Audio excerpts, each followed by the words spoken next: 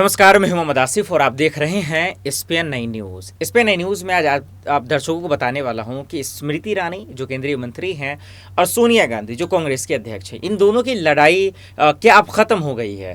इसको लेकर लोग क्या सोच रहे हैं, लोगों की क्या राय हैं सोनिया गांधी को लेकर, स्मृति ईरानी को लेकर, वो मैं आप दर्शकों को तो दिखाऊंगा ही। लेकिन आज क्या हुआ, आज जिस चीज़ की जो उम्मीदें थी, क्या वो हुआ कि नहीं हुआ, ये आप दर्शकों को बताने वाला हूँ। दरअसल सोनिया गांधी आई संसद में सुबह 10 से 11 बजे के बीच में ही आ गई थी, लेकिन ये उम्मीदें थी कि शायद फिर आज शोर शराबा होगा, उन दोनों को बीच में लेकर कुछ जो है फिर से खबरें आएंगी, लेकिन ऐसा कुछ नहीं हुआ। अब सवाल ये है कि स्मृति ईरानी ने जो संसद में बयान दिया था, जो हंगामा किया था, उन्होंने सोनिया गांधी से माफ़ी मांगो की बात कही थी, वो कितना जायज़ था, वो कितना सही था? स्मृति ईरानी को लेकर लोग क्या सोच रहे हैं, लोगों के मन में किस तरह के सवाल हैं? क्या सिर्फ और सिर्फ द्रौपदी मुर्मू जी के बारे में लेकर जो स्मृति ईरानी ने बयान दिया सोनिया गांधी को अधीर रंजन के खिलाफ, क्या वही सोच रहे हैं? क्या स्मृति ईरानी से लोग गुस्सा है, क्या नाराज हैं? ये तमाम चीज़ मैं जब आपको बताऊंगा तो आप चौंक जाएंगे कि इन दोनों की लड़ाई में किसका गलती था, किसका गलती नहीं था, कौन सही था, कौन सही नहीं था। मैं आप दर्शकों को बताऊंगा तो आप भौचक्का रह जाएंगे और आप भी सोचेंगे कि वाकई में जो है स्मृति ईरानी ने ऐसा बयान कैसे दे दिया। तो सबसे पहले आइए मैं आपको सुनाता हूं कि एक महिला होने के नाते जो है क्या कह रही हैं। कल मैंने एक स्टोरी की थी, उसको लेकर समझाना चाह रहा हूं आपको कि स्मृति ईरानी को लेकर क्या लोगों के मन में सवाल है, उनका नाम लेते ही क्या क्या मुद्दा आ जाते हैं, क्या सिर्फ और सिर्फ द्रौपदी मुर्मू, अधीर रंजन या सोनिया गांधी को लेकर है, या क्या कुछ करिए। तो पहला रिपोर्ट आपको दिखाते हैं और उसको देखिए कि स्मृति ईरानी के बारे में क्या कुछ कहा जा रहा है। नेहा इस वक्त यहाँ पे मौजूद है। नेहा, आपने देखा स्मृति ईरानी के बयान को, देखा हंगामे में जिस तरीके से वो एग्रेसिव हुई, जमकर सोनिया गांधी पे हमला हुई। सोनिया गांधी को लेकर कांग्रेस कह रही है कि दरअसल वो काफ़ी जो है उनका उम्र भी हो चुका है, वरिष्ठ भी हैं, उनके सामने स्मृति ईरानी बच्चा है। इसके बावजूद उन्होंने जो है इस तरीके का जो बयान दिया, सोनिया गांधी माफ़ी मांगो, कैसे देख रही हैं आप? देखिए यहाँ पे आसिफ, अगर देखा जाए कि स्मृति ईरानी के बारे में मैं सबसे पहले बात करूँ कि किस तरीके से यहाँ पर स्मृति ईरानी जो है सोनिया गांधी के ऊपर यहाँ पर कुछ कहती नज़र आई थी। देखिए, अगर इस तरीके से यहाँ पर ये देखा जाए कि सोनिया गांधी है तो एक वरिष्ठ नेता और कांग्रेस पार्टी की अध्यक्ष भी वो एक तरीके से कही जाने वाली है, और इस तरीके से उनको बोलना ये बेहद ही गलत बात है। देखिए यहाँ पर अगर अधीर रंजन चौधरी की बात करते हैं, उन्होंने जो बात बोली थी राष्ट्रपति को लेकर, यानी कि राष्ट्रपति उन्हें कहा था, ये बेहद ही गलत था, बहुत ही गलत शब्दों का उन्होंने यूज़ किया था। लेकिन वाकई में स्मृति ईरानी ने उनके ऊपर जो बात कही थी वो ठीक था, ठीक है, उन्होंने गलती करी, लेकिन सोनिया गांधी के साथ इस तरीके से बर्ताव करना वो बेहद ही गलत था। क्योंकि एक कारण इसका ये, एक तो वो बुजुर्ग थी, दूसरी बात उनका स्वास्थ्य बेकार रहता है, और इस तरीके से उनके ऊपर बयानबाजी करना ये चीज़ काफ़ी गलत।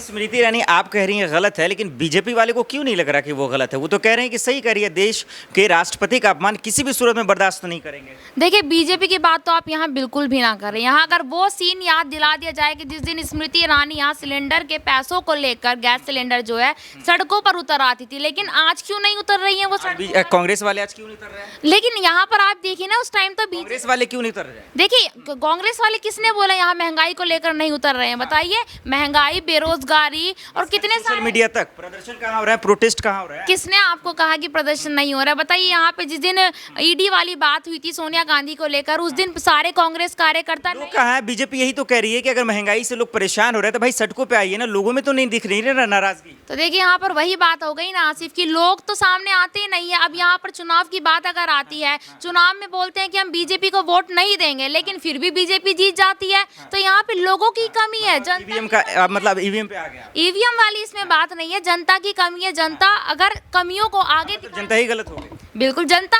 वही बात है ना आसिफ की, जनता की तो कमी है इसमें। यहाँ बीजेपी को जिताने की बात कहते हैं कि नहीं जिताएंगे, लेकिन फिर भी विधानसभा चुनाव में यूपी में बीजेपी जीत कैसे गई, कैसे जीत गई? जीती क्योंकि उन्होंने मेहनत किया। योगी जी तो कह रहे भाई कि हम इतिहास बदल देंगे, इसलिए जीता उन्होंने। ऐसा नहीं है कि इसलिए जीत गई है, ऐसे तो यहाँ पर मेहनत तो कांग्रेस पार्टी ने भी करी है। किसने कहा? तो आपने देखा अभी स्मृति ईरानी का नाम आते ही किसकी गलती थी, किसकी नहीं थी, लोगों ने बता दिया। आपने देखा कि स्मृति ईरानी का कहना बिल्कुल सही है, कहीं से गलत नहीं है कि वाकई में जो है अधीर रंजन को माफ़ी मांगनी चाहिए थी और उन्होंने मांग लिया, लेकिन उसके बाद जो इतना तहलका और शोर शराबा स्मृति ईरानी ने किया वो गलत है, ये ऐसा कह रहे हैं। आपको ये एक और रिपोर्ट दिखाता हूँ, उस रिपोर्ट को देखकर आप तो और हैरान हो जाएंगे कि आज स्मृति ईरानी ने जो किया है वो सही है गलत वो तो आपको मालूम चलेगा ही। सोनिया गांधी को लेकर जो इतना तमाशा मचा हुआ है, उन्हें फंसाने की जो साजिश रची जा रही है, उनको लेकर जो इतना प्रोटेस्ट हुआ दिल्ली में जब ईडी का शिकंजा चल रहा था, तो आज विपक्ष को पर इतना जुल्म क्यों किया जा रहा है, विपक्ष को प्रोटेस्ट क्यों नहीं करने दिया जा रहा है, इन तमाम सवालों को लेकर अब हम आपको जो एक रिपोर्ट दिखा रहे हैं उसको देखकर आप और भी हैरान हो जाएंगे और आप सोचने पे मजबूर हो जाएंगे कि दरअसल खेल चल क्या रहा है। जो संसद में जो हंगामा चलता है उससे भी ज़्यादा लोगों के मन में तरह तरह के सवाल हैं, लोगों के मन में उम्मीदें हैं कि शायद बीजेपी के एमएलए, उनके सांसद जो है कम से कम लोगों के मुद्दे पे बात करेंगे, लोगों के जो है कामकाज पे बात करेंगे। लेकिन आज संसद में ऐसा नहीं हो रहा है, सिर्फ हंगामा हुआ, स्थगित हुआ, 12 से 2, 2 से 4, कहानी खत्म। इसमें क्या हुआ, जनता के मुद्दे हवा हो गए और इसी के पीछे कितने बिल पास हो जाते हैं ये हमें लगता है आपको बताने की ज़रूरत नहीं है।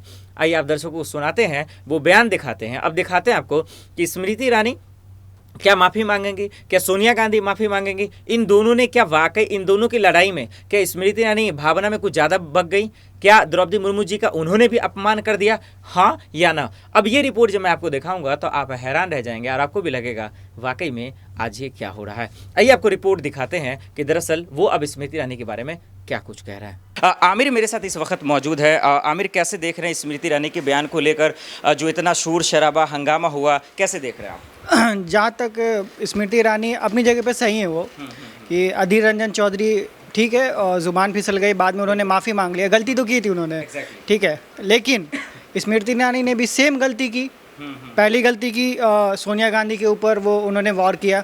दूसरी कि उन्होंने द्रौपदी मुर्मू जो राष्ट्रपति हैं, उन्होंने एक होता है ना कि माननीय योगी जी, माननीय श्री प्रधानमंत्री जी, जब उनके लिए माननीय लगता है, श्री लगता है, श्रीमती लगता है, तो जब वो एक पोजीशन पे हैं तो जाहिर सी बात है उनको वो आप खुद रिस्पेक्ट दो ना।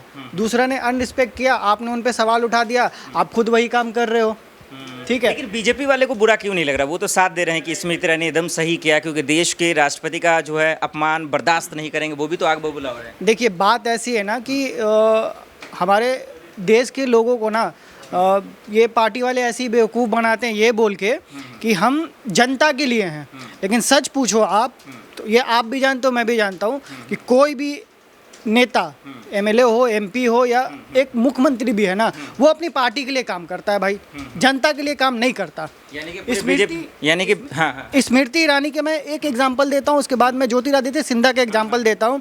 स्मृति ईरानी पहले सिलेंडर लेके ऐसे ढो रही थी सर पे, ठीक है, क्यों? क्योंकि उस टाइम कांग्रेस की सरकार थी केंद्र में। अब वो सिलेंडर नहीं उठाएंगी क्योंकि उनकी सरकार है। उस टाइम उनको जनता याद थी, आज वो जनता को भूल चुकी है। क्यों? क्योंकि उनके पार्टी गांधी भी तो उठा ले सिलेंडर, भाई आके बैठ जाए दिल्ली के जंतर मंतर पर। बैठने देंगे वो?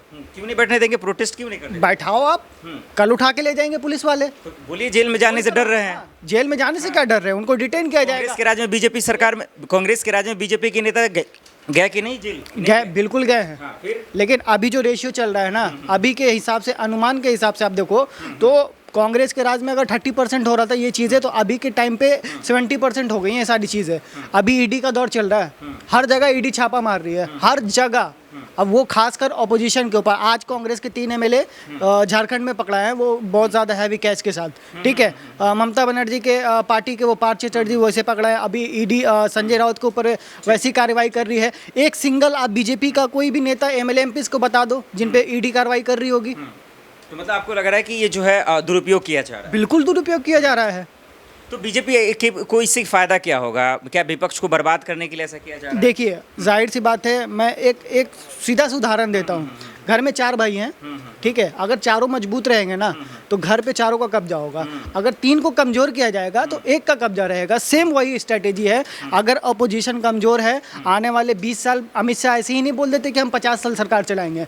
उन्होंने स्ट्रेटेजी पूरा एक ब्लू प्रिंट तैयार कर रखा है कि आने वाले 10 साल में हम विपक्ष को किस तरह से कमज़ोर कर देंगे, चाहे वो कैश से हो या मतलब जिस भी चीज़ से हो, इस तरह से हम कमज़ोर कर देंगे कि आने वाला 50 साल क्या हो सकता है, 100 साल भी बीजेपी रह जाए। तो स्मृति ईरानी को भी माफी मांगना चाहिए कह रहे हैं? हाँ बिल्कुल मांगनी चाहिए। द्रौपदी मुर्मू जी से या फिर सोनिया? दोनों से मांगनी चाहिए, क्योंकि उन्होंने उनका भी डिसरिस्पेक्ट किया है और प्लस सोनिया गांधी से तो विपक्ष में है। तो देखिए वो स्मृति ईरानी से पहले बात तो वो खुद झगड़ने नहीं गई थी, ठीक है। जहाँ तक सबने बताया, सुप्रिया सुले ने भी ट्वीट किया था, प्रियंका चतुर्वेदी ने भी ट्वीट किया था कि मैं वहाँ पे थी और स्मृति ईरानी ना वो एक्चुअली जो पवन खेड़ा ने अभी उनकी बेटी के ऊपर ये सारे आरोप लगाए हैं, तो स्मृति ईरानी एक्चुअली वो अपना खुद का वो भूल गए डेजिग्नेशन, हाँ डेजिग्नेशन भूल गए कि हम एक सांसद हैं, ठीक है, वो पर्सनली ले ली उन चीज़ों को, अधीर रंजन को एक मोहरा बनाया गया, कर वो सोनिया गांधी के ऊपर ये सारी चीज़ें की जा रही है कि कांग्रेस मेरी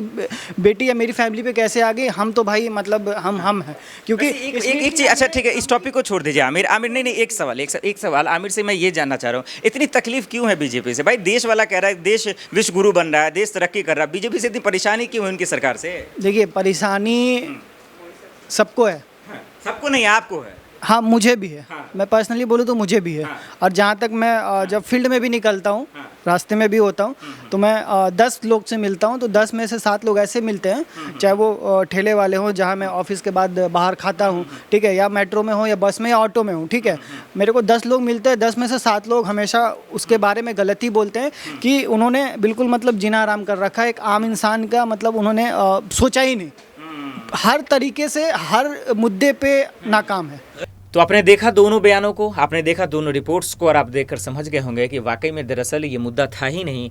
द्रौपदी मुर्मू जी को लेकर जिन्होंने बयान दिया अधीर रंजन ने, उन्होंने खुद ही माफ़ी मांग लिया और बात वहीं ख़त्म हो गई थी। लेकिन इतना तमाशा इसलिए सिर्फ बना क्योंकि वाकई में स्मृति ईरानी को कुछ और गुस्सा था किसी बात का, जो सोनिया गांधी पर पूरा उन्होंने निकाल दिया। बहरहाल अब देखते हैं कि इस मुद्दे को लेकर जो है सोशल मीडिया पर हंगामा होना शुरू तो हो गया है, लेकिन क्या वो थमेगा, ये एक बड़ा सवाल है। चलिए आज के लिए इतना ही, मुझे दीजिए इजाजत और आप देखते रहें SPN9 न्यूज़। नमस्कार।